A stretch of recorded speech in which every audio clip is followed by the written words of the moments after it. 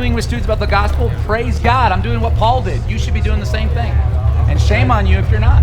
Young man, I don't think you're a real Christian. Spirituality and faith are really important for people, like on a mental level. A lot of times when we're talking about religion on campus, it's in really negative ways. Wouldn't be arguing with the preacher trying to tell him that, you're really not using the best method.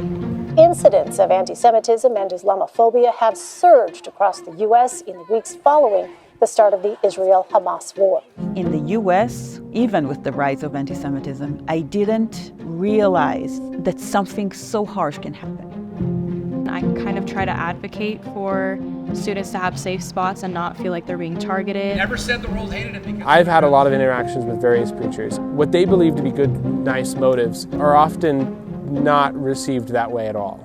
And I have worries about that because I don't think that's a good representation of Christianity. It's somewhat taboo on a public campus to talk about religious, spiritual, and secular beliefs. If I can have a conversation with someone, it's better to love them than to beat them over the head with the gospel.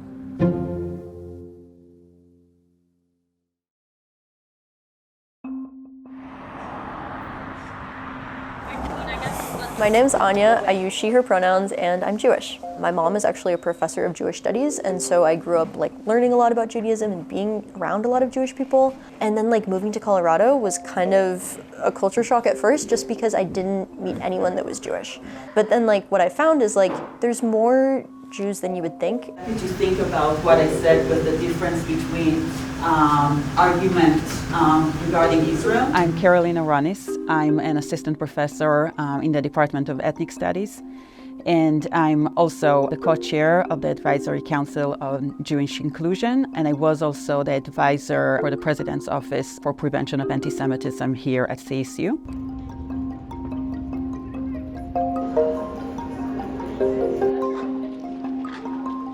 My name is Riham Abdunabi, and I am a Muslim. I've always learned to treat others with compassion and respect, no matter what they look like or what they identify as. That is a big part of Islam, and just very advocating for respecting others and their beliefs. And working in APAC helped me realize the importance of visibility. I work at the Asian Pacific American Cultural Center as a SWANA coordinator, which stands for Southwest Asia, North Africa. And the reason that we established it was because we don't really have any representation of the Southwest Asian and North African region on campus, because I think there is a lot of misinformation and stuff about the region. The main misconception is just that anyone who comes from the region is Muslim, which is it's not true. I mean, it is the center of all religions, being the Middle East, and so there's a lot of diversity within that. We do have the Muslim Student Association. That is also another organization on campus that does kind of work to advocate for Muslim students. But I wouldn't say there is a certain place where you could go. Low-key feels sonically named.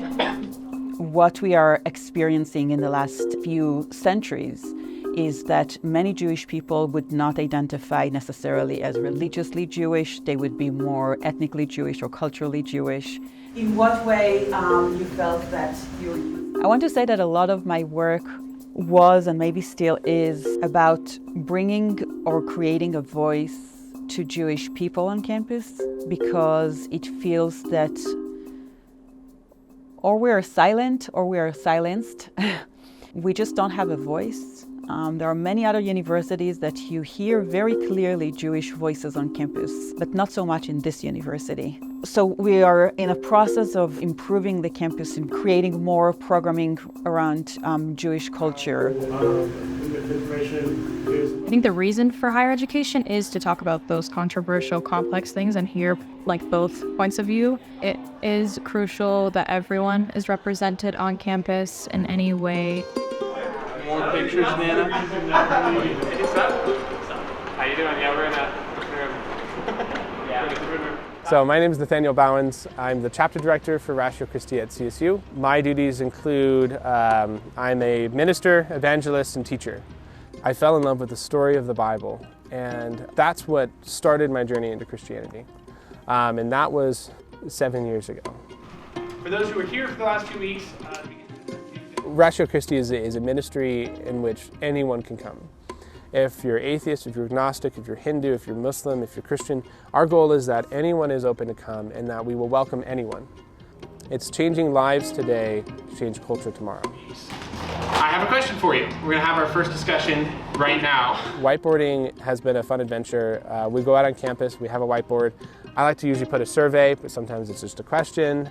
And in this way, we just, it attracts students who are critically minded. And it attracts students who aren't critically minded, who we get to ask the questions who are like, man, I've never thought about this before. And it's like, yes, that's the goal, that's the goal. A lot of Christian organizations tend to be pushy, and I don't love that a whole lot, but it was very, very open insofar as, here's when we meet, you can come, this is what we do. If it sounds like something you might be interested in, we'd love to have you.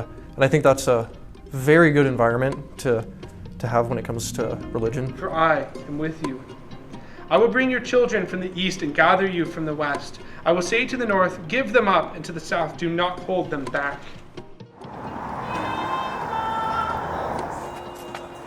We can go in the coop, but I'll warn you guys, just watch your step, because there's a lot of poop. And also don't let the birds out. Most college campuses have a Hillel house, which kind of is like the center for Jewish life. Hillel is not specifically associated with any one Jewish denomination. There's a bunch of different types of Judaism, and Hillel aims to be a space where Jews of all different denominations and kinds can kind of just gather, and it's kind of just supposed to be a space for everyone. It's about shared experience. A lot of the very first conversations that I had at Hillel were just about people's experiences going to temple growing up, or having Shabbat dinner with their families, or visiting Jewish relatives. We should name it something completely crazy.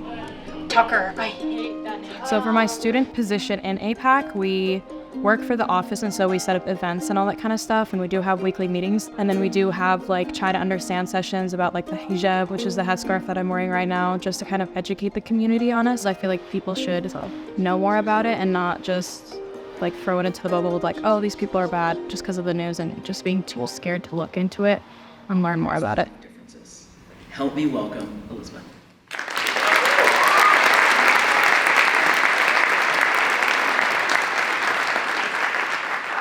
It should not be taboo to talk about belief identities, whether past or present, on a public campus. My name's Elizabeth Sink. I use she, her pronouns. I am teaching faculty in communication studies, and I also spend about half of my time right now in the unit of student affairs, building the multi-faith and belief initiatives here at CSU. So the multi-faith and belief student initiatives, I think is what it's called now.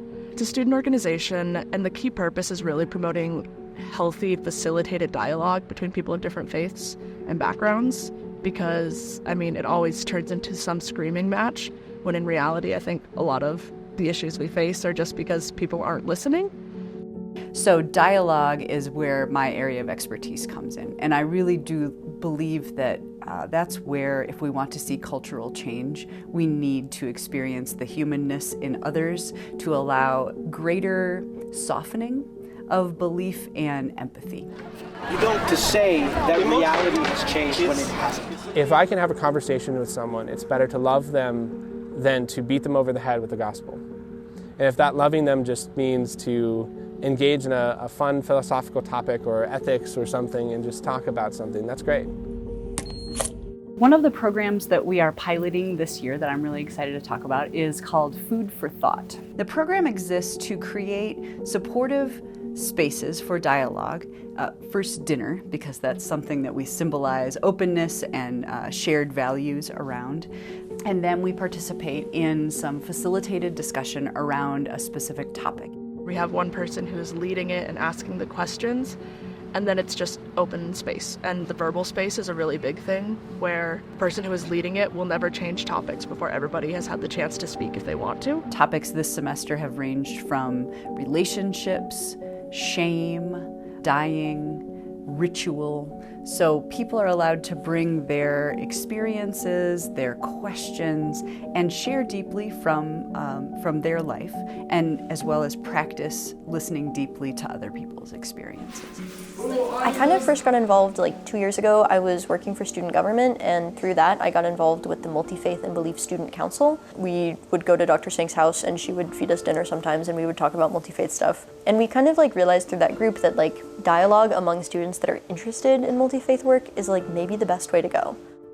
I think that students return because they find a sense of belonging there that they're not finding other places. It's rare to be able to initiate and enjoy conversations with an atheist, a pagan, a Jewish person, and really find common ground in many ways, that we experience relationships and benefits and heartbreak in such similar ways. An example that I'll give you from the book To Kill a Mockingbird. I'm not sure if I'm in a process or in a place of a dialogue. I did participate in some of these sessions in the past. The concept of dialogue has some assumptions that means we all come around the table, we're all equal, and we all have a say. But I think like we are in a place where we're not equal. I appreciate it, and it warms my heart to see people coming together and talking with each other, because a lot of what we miss is just information and knowledge about each other. Yes, okay. All right, that's my goal. These efforts do need to go beyond dialogue, and we have a number of other efforts in place. The Multi-Faith Ambassadors program right now. That's just an idea that we're floating. And it's to have more presence, more student presence in the plaza, especially when the preachers are there, which happens around the warmest times of the semesters. We're hoping to have students out there who identify in various ways, and as kind of role modeling and inviting other students in to see that we can respect and civilly disagree and still have a supportive space for folks who believe differently from one another. We need to allow voices of marginalized populations to come to the front, to the public discourse, and just to be heard before that they are responded to, before expecting any response, just to have them exist in our space. I think we need to have practices of teaching people and educating people, and go through more trainings, and be also exposed to media that comes not necessarily from a more traditional way and dominant background. So the ways I see in changing the culture come at that relational work. And a university is a microcosm of the larger culture. And I feel like this might be one of the best places for us, to be curious about one another and to engage. And I feel like this is the best training for society's next leaders, is to be able to engage with people who believe differently in civil and supportive ways. Don't let difference be the barrier. Let it be the invitation. It's important to us just to come together, and no matter where you come from or what you believe in. And in general, I think just supporting all students, no matter where they come from, that is the most important thing that we should do as an institution. Yes, we need to coexist. Of course we should live at peace with everyone, but we must not pretend that they don't contradict. So let's talk about it, let's learn, let's grow, let's discover truth together. Because we're seeking truth together, and if we can agree on those lines, we can have a unity amongst our diversity.